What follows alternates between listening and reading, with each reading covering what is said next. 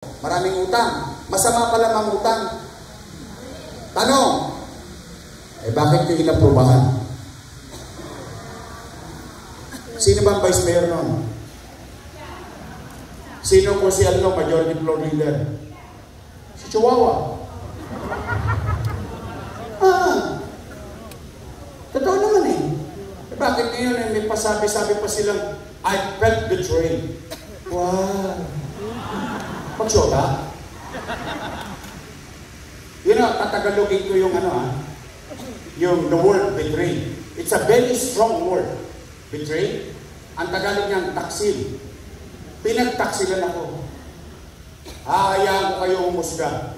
Para sa akin, ang pinakamabigat na pagtataksil ay pagtataksil sa sinumpa mong tungkulin na paglilingkuran mo ang taong bayan na hindi mo ginawa. Yun ang pain kong pagtataksil sa taong bayan. You don't owe. Hindi ikaw ang may-ari ng posisyon. Ipinahihiram lang sa iyo ng tao yan. At every 3 years, magre-renew ka ng kontrata sa taong bayan. Tama ba? Huwag ka na pamalit! Nasisyak ako eh. Hindi ko kasi sila nakitang ganyan eh. Biriin mo lahat ngayon mali. Nung umalis ako, may utang na eh. Bakit nyo lang naalala ngayon? Nyo lang naalala may utang. Hindi raw nakakilos dahil may utang. Talagang ganun ang buhay. Iba nga sa inyo ngayon dito, nagbabayad pa ng utang eh.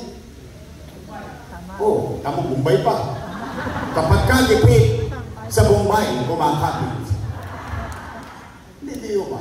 Ngayon, kung sila'y nagreklamo, nahihirapan sila sa trabaho nila. Unang-una, hilingi nila yung trabaho na yun sa taong bayan eh. Ngayon, puro kayo reklamo. Tama ba? Sige, reklamo kayo na reklamo, maraming utang. Umalis kayo dyan, ako magbabayad. Simple lang. Talagang ganyan. Dati, papapalakpak pa sila sa akin. Wow! Nasa kode ko lahat yan eh. Di ba, nandito lahat yan? Palakpak, wow! O tingnan ninyo. Sino dito taga-Quiapo? Huwag kayong lumayo para makita ninyo yung pera ninyo. Kasi hindi ko naman pera yun eh. Pera ng tao bayan yun eh. Maraming squatter sa Quiapo. Alam natin pare-pareho yan. Tabing ilog. Nagpagawa ko ng pabahay. San Sebastian Residence. Andiyan yan? May laman? Wala! Tapos na ba? Ba't hindi pa pinamimigay sa taong bayan?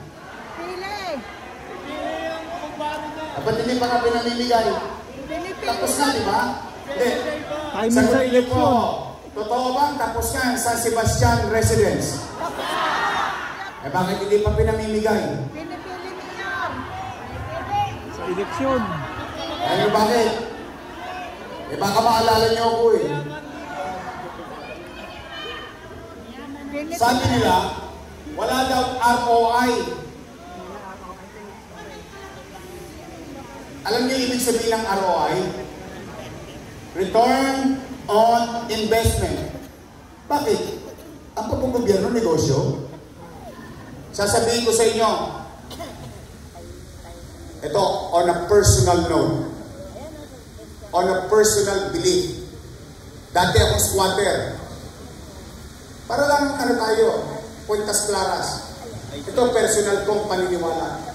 The biggest return on investment in public service, yung itaas mo ang dignidad ng pamumuhay ng iyong mamamayan. The quality of life, the quality of living in a community, yun ang pinakamagandang return of investment. Dahil ang gobyerno hindi para kumita, ang gobyerno para gumastos. At paggagastos ka, you make sure that every single cent, resources of the government ay kailangan kapakinabangan ng iyong mamamayan at ng kanilang salin-lahi. That is the return of investment. Kaya pala gusto kayong i-online sa health center para makasingil sa PhilHealth. Tingnan ninyo, hinihingi kayo ng PhilHealth. Tama ba? So kita na naman. It's supposed to be service.